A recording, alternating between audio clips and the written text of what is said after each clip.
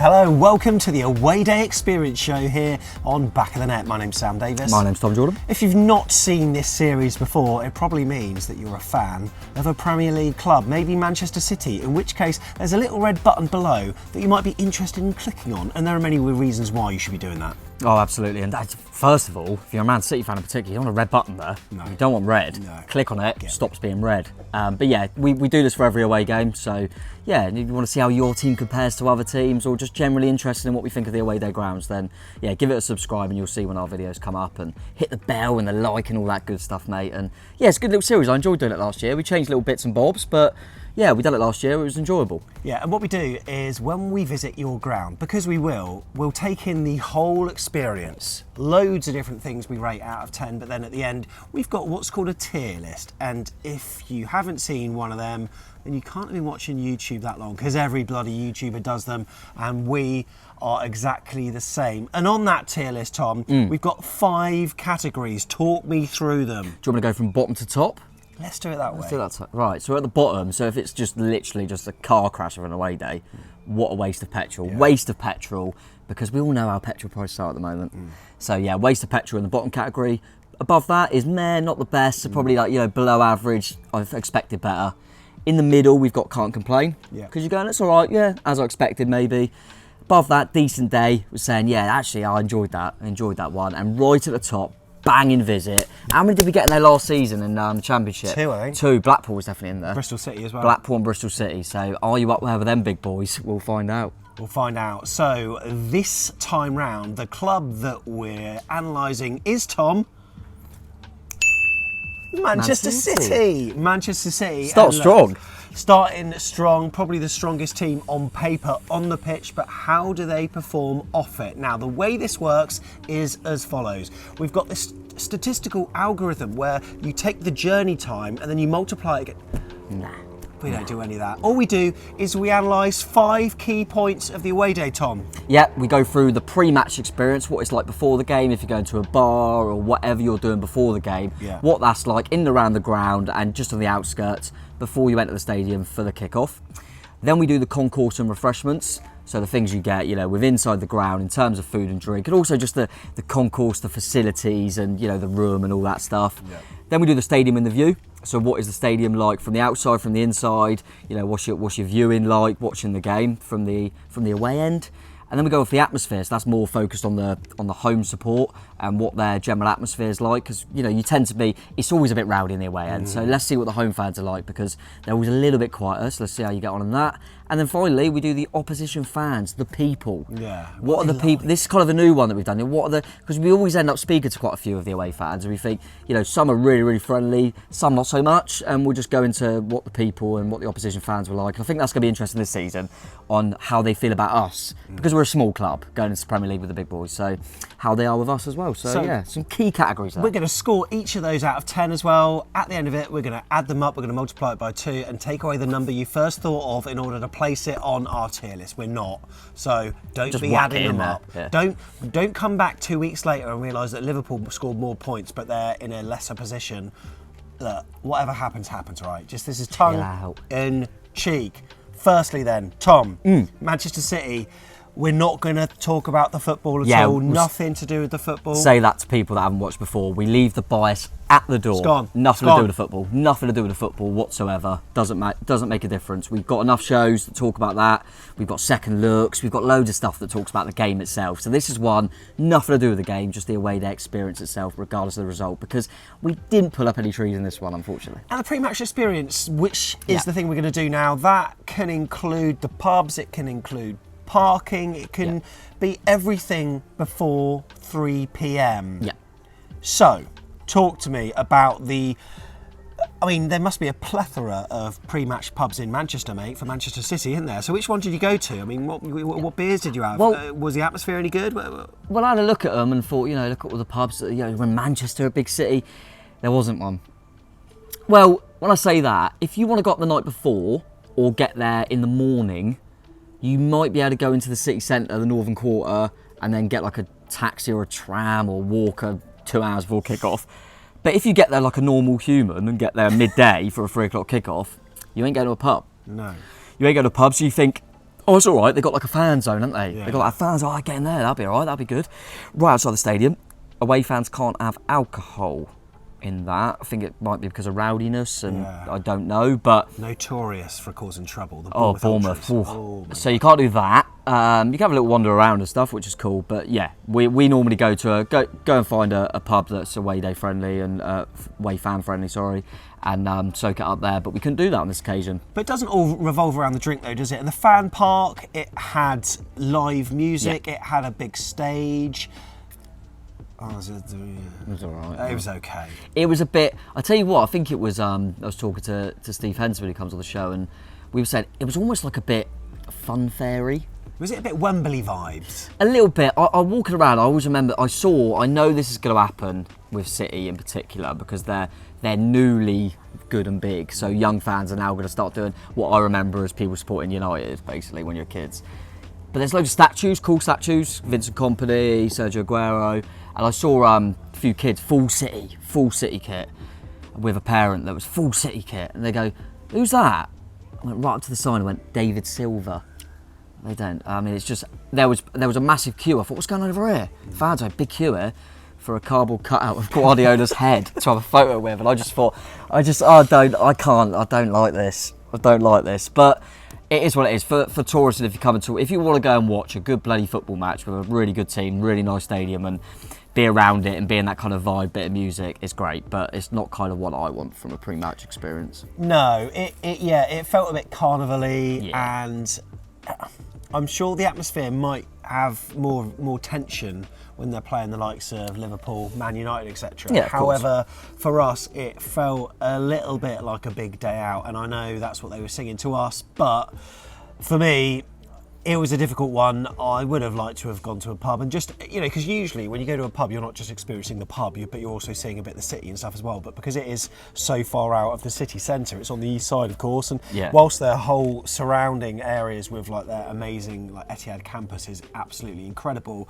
there's not much really to do unless you're making a long day of it. And look, we're playing table tennis or something at the fan zone. Yeah, table tennis, tech ball or whatever, it was all right. But out of 10, Tom, if you're going to give it a score, rank, mate. I hated it for a pre-match experience.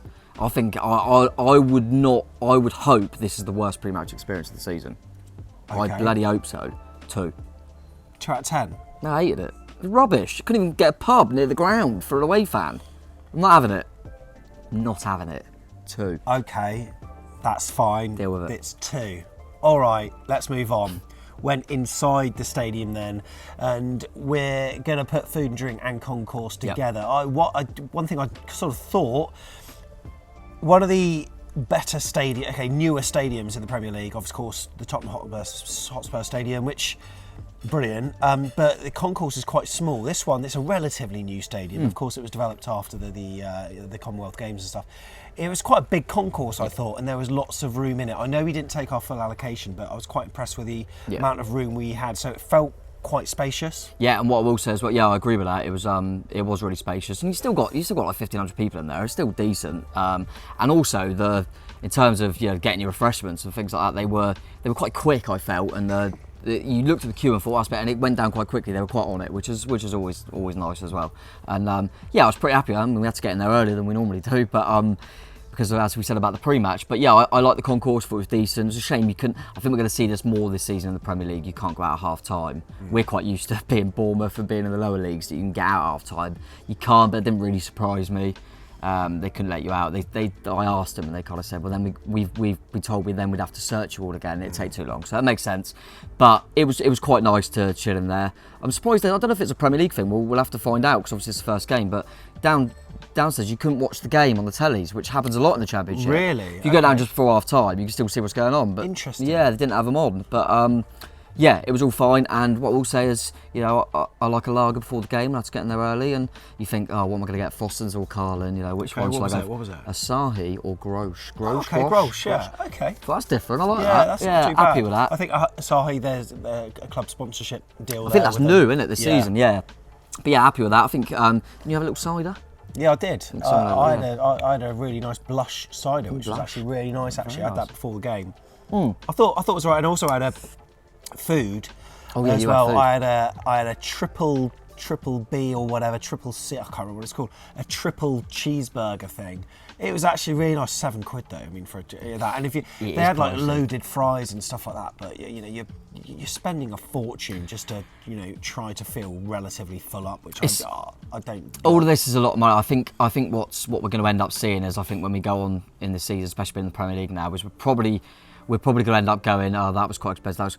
And at the moment, we've got nothing to compare City to in this away day, so that we'll put that into consideration. But yeah, I remember Steve got one of the boys Coke, and it was like a little bottle of Coke was like over £3 or something. Well, to think that AFC Bournemouth not so long ago, where they're still doing it this season, you could like before a certain time, you could have a pint offer for like £4 or something, or £5, which to me, like wow, pint for £5, not too bad. But you know what, food was all right, and outside the ground there was various food stalls, all sorts of stuff. Like easy to get food and drink, wasn't it? Yeah, vegan friendly stuff. That was all good. Loads of room in the toilets and stuff. The concourse as a whole, relatively impressed with. I would have thought with the TV situation, you would think that like they'd probably want to encourage more away fans to be watching in the concourse, because they wouldn't be making such a din inside the stadium to kind of cheer on their side. But when you're playing a team of Man City's quality, it probably doesn't really matter how many away fans are watching. Could be a licensing thing, I'm not sure. Could well be. Sure. All right, out of 10 then, what are you going for, mate? I'd say not unbelievable, but definitely above average. So I'm going to give it a 6. Tom's going for 6 for Concourse and Refreshments. Don't disagree with that. All right, stadium and view. In terms of the stadium, they've sort of tarted it up quite nicely. It did look like a bit of a concrete jungle many years ago, but now they're kind of... It's been something that's been slowly happening over time, but they're making everything more City branded, even their campus and stuff. They've got the logos everywhere and putting the sky blue colour everywhere, and I quite like it. It's a bit different. It's one that you go inside it, and one thing that I'm quite impressed by, because it's been one that's kind of been redeveloped and it's been added to over the years, and they're wanting to expand it even more. That they've really retained that closeness to the pitch. It's not like somewhere where you like, for fans, but also like there are some stadiums where you can be in the front row and you're still miles away from the pitch. I don't want to give the stereotypical example of West Ham, but I'm gonna West Ham. Yeah. But with that, it seems to retain its closeness to the pitch, and as a result, the atmosphere, which we'll go on to later, I actually thought was quite good. But the view from where you're at is really good. It's not like you're seeing a little dot on the horizon there. Is that Kevin De Bruyne? Is that Phil Foden? I can't tell. I'd rather not seen them, to be. They were really close to us. I agree. I think we row you. I want to say you. Quite impressed. I remembered. But no, I thought the view was bang on. To be fair, I was really happy with the view. I can't really have any complaints about it. As you say, mate, you're a lot closer. There is some games where you feel so bloody far away from the pitch. So I enjoyed that, and as we'll come on to, that helps the atmosphere as well. And the stadium itself, like I say, is a nice stadium. It's a nice stadium. It's that you can't complain too much. I don't think there's much wrong with it. I really like it. I was looking up from where I was in the event at the sheer amount of people in the very top tier on the right-hand side. So I think where the camera is, it's on the opposite side to where we were. But the sheer amount of people in there, it's like this is great, and it's not like your bowl stadium. It's got lots of different features, which I did really like. I've got to say, I actually really liked it, mate. I did like it. I'm gonna go high, mate. I'm gonna go for an 8. 8. No real complaints, so I'm going to go for an 8 for the stadium and view. 8 for the stadium and view. Okay, next we're going to move on to atmosphere then. And look, when Bournemouth are playing lower league teams, sometimes we find it hard to raise ourselves. We found that in pre-season friendlies before, but I thought it might be a case that the Man City fans might be a little bit quiet. They're only playing Bournemouth. They're going to roll out with a win. But when you've got new signings playing from first game of the season, there are a lot of different things. Nice sunny day. A lot of Mancunians probably beard up from being able to drink relatively near to the stadium. I think that it contributed to actually a quite good atmosphere, really. I thought it was going to be in the same mould as the Emirates and stuff like that. Yeah, it'll be interesting to see when we play them, because the comparison you made there to like the Emirates, I think they're almost saying they're getting a little bit better now, so that'd be good to compare for previous visits. But I think what does help is that the ones that make the noise are right next to the away fans, which certainly helps. And I've got to say, I don't know if it's like this for all the games, but obviously all it was 2 metal barriers which you can easily climb under, and just a smattering of stewards separating the City and Bournemouth fans. Obviously they analyse it game by game, thinking there's not going to be much trouble, but I wonder if they put like netting there usually, or do they do anything more? Yeah, I'll probably keep an eye on that. They've got to do something else. I'm sure they do. Yeah, we were really close to them, therefore we could hear a lot of what they were singing very clearly. Yeah, definitely a lot of sit, a lot of that. But yeah, a decent atmosphere. I think even Bernardo Silva come out and said that he was overwhelmed with the response he got, because there's been rumours of him going, and they showed their love for him when he come on. They were really loud and repetitive. Their kind of version of like Voulez-Vous, is it from That was it. Bernardo. I quite like that. That was it, and they kept, and there were some ringleaders that are constantly kind of keep it going. And I like the banter you get with them as well. You have it because you're really close to them, and you have a bit of back and forth with them, which was good fun. So, yeah, I didn't mind that at all, and I thought they were decent. Probably, as you say, Matt, they're probably a little bit better than I expected. Maybe it helped that. Obviously, on one hand, you think, they're playing little old Bournemouth, but on the other hand, first home game of the season, Haaland there for his debut at home, so that probably helped things as well. But it would have been easier for them to just sit there and enjoy them just rolling over us, but they kept it going. But yeah, I just wanted to go back just slightly to that stadium view. It goes with the atmosphere as well. Safe standing, I like it. Oh yeah, of course, yeah. I like that, and I think that plays the atmosphere as well. You can stand up, you can get it going, yeah. So I think that's a good introduction there at City. So yeah, I was probably pleasantly surprised actually with how consistently and regularly they got out chance. Yeah, and I think there's a point that I'm going to save until the next segment here. Okay. But in terms of the atmosphere, I also want to say that they also gave it the big build-up, like with the fireworks and the pyrotechnics before the game began, and it's put a sort of blue smog across the pitch, and it's just, that was really nice. They rolled out the big pitch-sized banner and they pulled it back.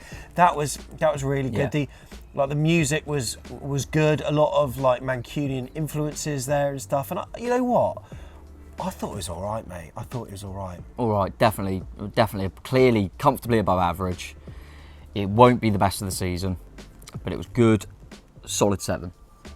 Okay, solid 7. Yeah. I'm going to be interested, right, because we're playing Liverpool away next, and they've got a reputation of turning on for European nights, but then for little old Bournemouth coming down, obviously you'll never walk alone, and then not much during the game. It'll be really interesting to see how it compares.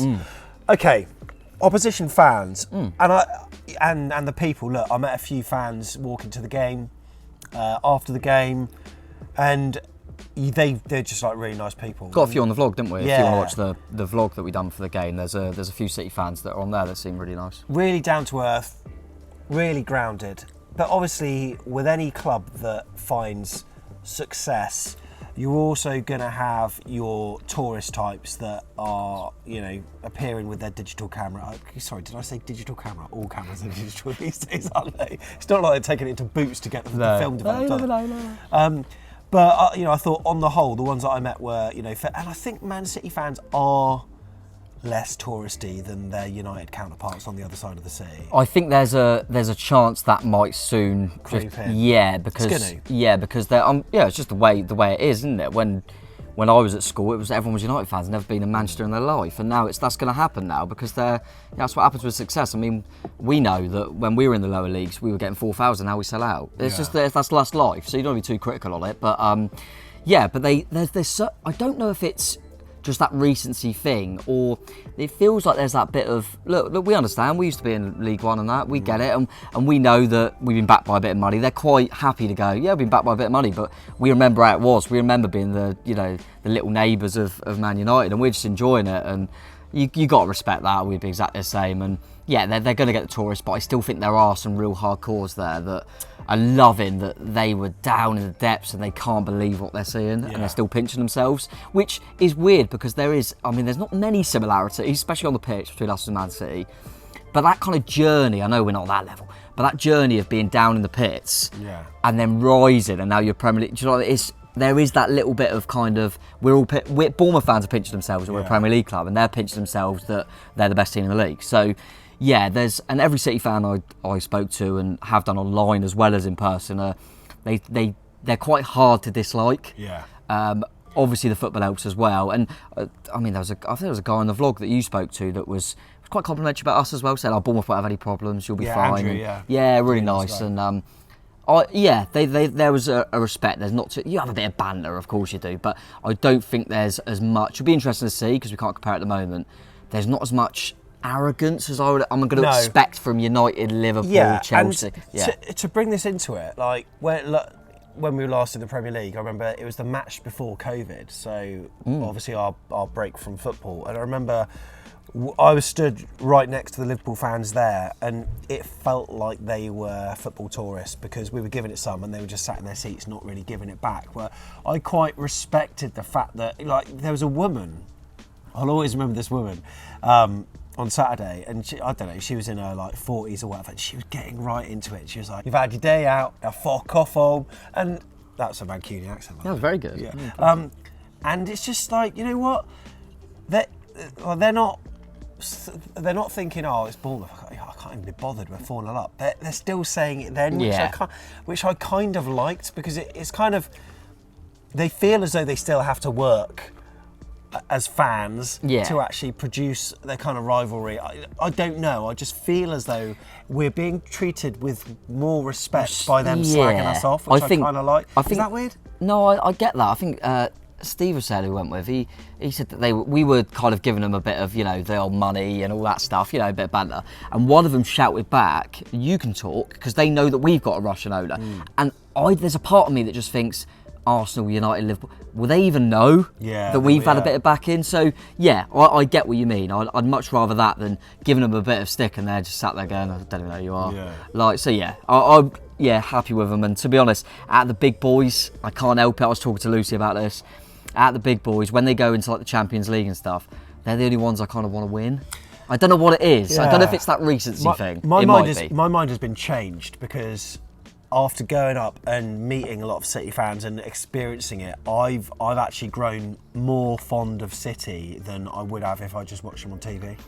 I know, and that's because their fans are still very raw, and it is new to them, and they clearly appreciate the situation. I think it's that appreciation, And they weirdly, for all the money and talent and all this kind of stuff, they don't come across as that entitled. No. I'm sure there are some that are. Of course, and we can only go off what we know, the people we spoke to, and the, you know, what we got from the game and the day itself. And I agree with you, mate. I think they come across not as entitled as most big clubs seem to. As I say, this is the first away game. We might go back to all these clubs that we've been at before and think, oh, actually, they're all a lot. There's a bit more respect there now, maybe. But right now, I'd be surprised if the others are as kind of respectful and get involved in that banner and stuff as much. So, I'm going to go high with this, mate. I'm going to go for a good 8 for them. Definitely, good 8.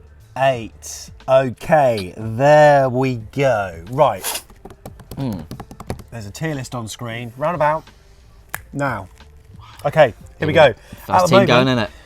It's empty, mate. We're going to be filling this bad boy up with 19 clubs in total. The first of which is Manchester City, as we know. Right there, mate. There we go. There are the categories. Where are you putting this, mate? I've changed my mind since doing the video. Yeah, I had a thought in my head when we set up the categories of what I was going to go with, and then speaking through it and actually going into each category and thinking about it, I think, I might change actually. I think what solely was in my head after the game was the fact that, oh God, before the game it was such a pain and we had to go to the stadium so early. I think I know what you're going for. And I was going to go for one, and now I've thought about it and thought, actually, people really sound. The stadium is quite nice. I quite like the view. They gave a bit of a sing-song. Quite happy with the concourse.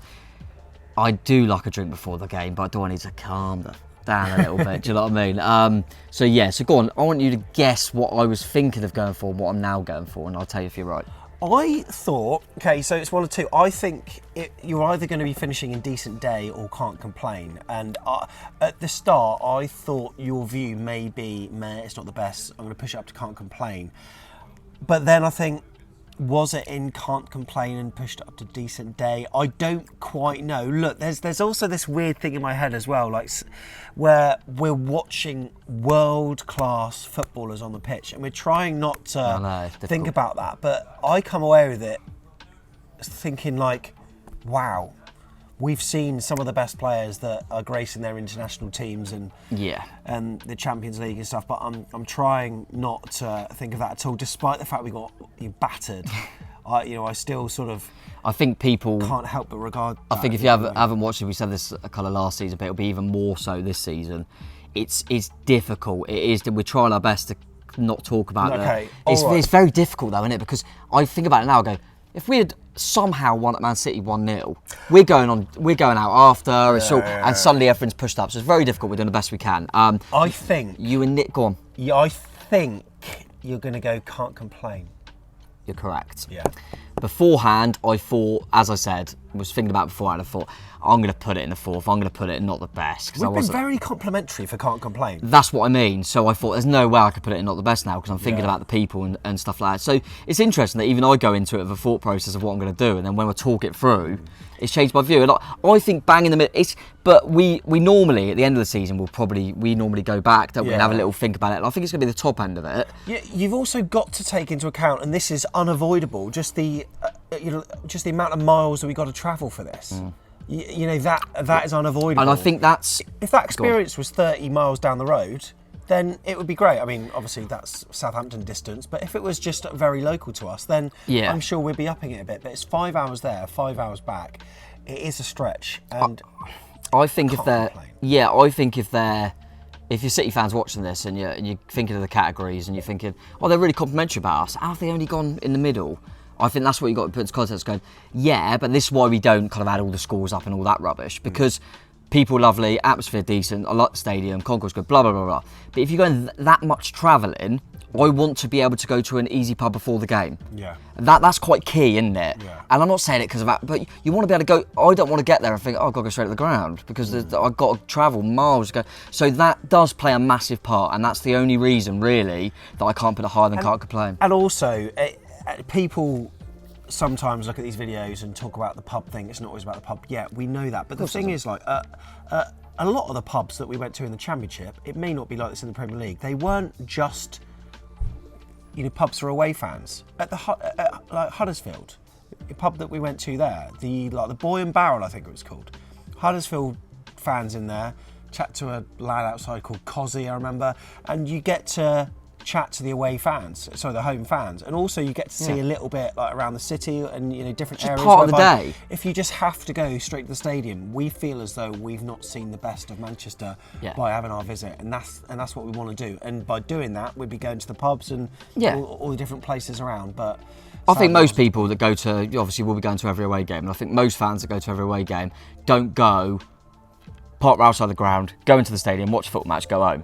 It's the day, isn't it, itself? And that's the only thing, it's not City fans' fault, that's the only thing that I can't put it higher than can't complain, because that's a key component. And I'll be very surprised if we go to another game this season, we have the same problem. So it can't go higher than that. But other than that, I was probably relatively impressed. It's a shame, but yeah, bang in the middle for me, mate. Start with that, and be interested because we got Liverpool next, then we got big club, media lovey Forest, and then we got Newcastle. It's a nice little start. I'm interested. So look, if you're watching this and you're a Man City fan and you're interested to see how this series develops and where you compare, then there's that little red button that Tom was alluding to earlier. Like, you can't have any red on your homepage on YouTube. Just press it, and then you'll subscribe to us. And look, we'll be covering your game when you come down here as well, and there'll be an away fans guide dropping on this channel very soon as well. So you can check out where you can go. And let me tell you, there are pubs that you can visit that are about a 15-20 minute walk to the stadium. We're lovely, aren't we? You are treated really well. And you notice that we've done the away day review. We know that we've played City, so there might be some City fans watching. No red in sight. And we play in red and black. We are so respectful, it's unbelievable. So the least you could do is click the bell and click subscribe. Isn't it, really? It's the least you could do. We'll wait. No, I really appreciate it. Thank you. Really appreciate that. Yeah. Until the next video in this series, see you later. Have a cheers. Have a cheers.